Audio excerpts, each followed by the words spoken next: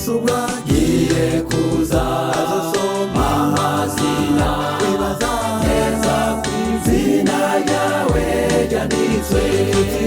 iruhare uriko wawukora urabe neza ko wamaze kwandikwayo uri hasi amarira wanditswe mu gitabo cy'ubugingo izamuka apfuye bazuke buri wese yanditswe azobayo Yesu bwagiye kuza azosoma amazina wibaza neza ku izina ryawe ryanditswe iruhare uriko wawukora urabe neza ko wamaze kwandikwayo uri hasi amarira wanditswe mu gitabo cy'ubugingo izamuka apfuye bazuke buri wese yanditswe azobayo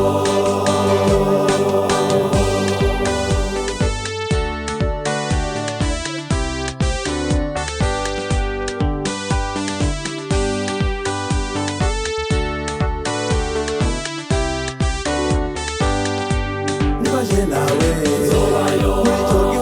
ibyiza gusa ibihe byose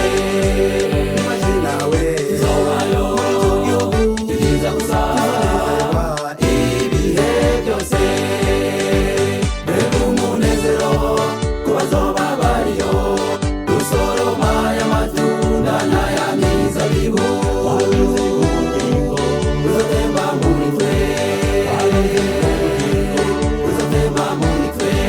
mbega umunezero ku bazoba bariyo gusoroma y'amatunda n'aya mizabibu uzotemba muri twe uzotemba muri twe